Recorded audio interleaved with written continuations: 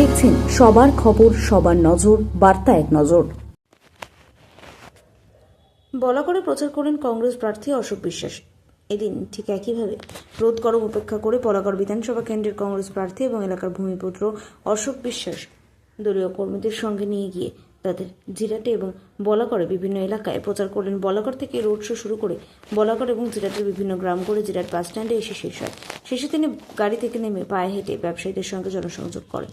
সবশেষে সাংবাদিকদের মুখোমুখি হয়ে বলেন যে বলাগড়ে মোদি, দিদি এবং অমিত শাহকে এনে তা দেখে লাভ নেই।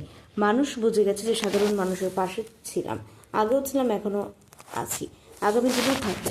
আর ঠান্ডা এবং গরম কেউ আটকাতে পারবেন না, এই লড়াইয়ে যেতে লড়াই। আরও কি বলছে শুনবো।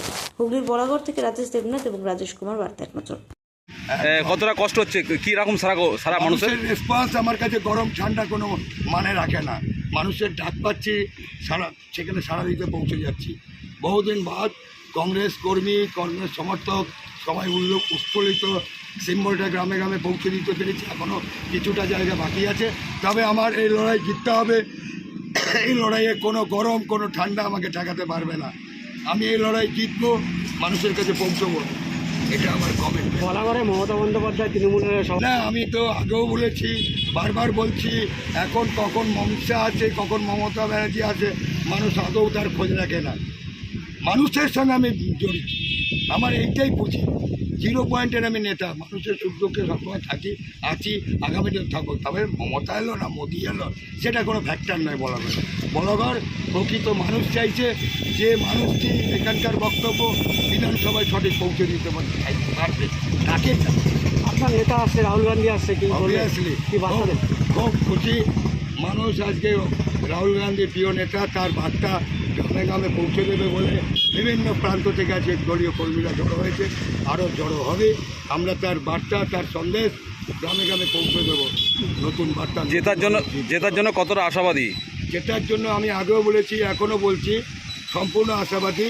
এখানে কোনো প্রশ্ন রাখে না, কারণ আমার সামনে দুটো প্রতিদ্বন্দ্বী দল, তাদের সিম্বলটুকুই আছে, ব্যক্তিত্বের কোনো লড়াই নেই। আমি বিজেপির প্রতীকের সঙ্গে লড়ছি, টিএমসির প্রতীকের সঙ্গে লড়ছি, এখানে ম্যান ফ্যাক্টর করছে না। বলাগড়ে বড় সমস্যা ভাঙন, পানীয় জল। বলাগড়ের সমস্যা বড় বলতে গেলে নাম্বার 1 গঙ্গা ভাঙন, এটা মারাত্মক। সেটা আমাদের বিজেপি সাংসদ, সেও ধোকা দিয়েছে, সেও কিছু করেনি। রাজ্য সরকার বারবার এসছে, সেও কিছু করেনি। গ্রাম প্রায় শেষ, হ্যাঁ, রেললাইনের কাজে চলে আসলো উচিত হতো। ইমিডিয়েট এর মাস্টার প্ল্যান করে বড় অ্যাকশন না নিলে বড় ভয়ঙ্কর রূপ নেবে।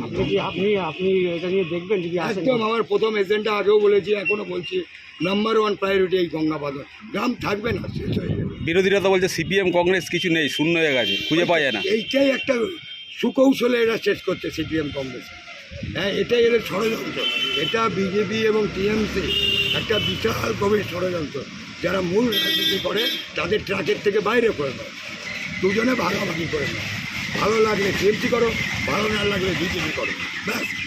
এইখানে গরমে কতটা কষ্ট হচ্ছে, কি খাচ্ছেন সারাদিনে? কিছুই খাচ্ছি না, শুকনো মুড়ি, জল, শশা আর একটু জল। আমি দুপুরে ভাত খাই না, কারণ ভাত খেয়ে দুপুরে হাঁটা চলা করা যাবে না। মুড়ি, পানীয় জল, ব্যাস। আমি সাধারণত আমার জীবনযাপন, খাওয়াটা আমার কাছে কোনো ফ্যাক্টর না, মানুষের কাছে পৌঁছানোটাই আমার ফ্যাক্টর। যতটা পারছি ততটা চেষ্টা করছি মানুষের। বলাগড় কমপ্লিট করতে পারলেন প্রচার? মোটামুটি 12 আনা হয়ে গেছে। আমাদের তো আপনারা সবাই জানেন প্রার্থী ডিক্লারেশনের সময় সেটা আমার অনেক শেষে, মোটামুটি 12 আনা করে ফেলেছে। 4 আনা আছে, ওটা এই 2 দিনের মধ্যে আশা করছি কমপ্লিট করতে পারবো।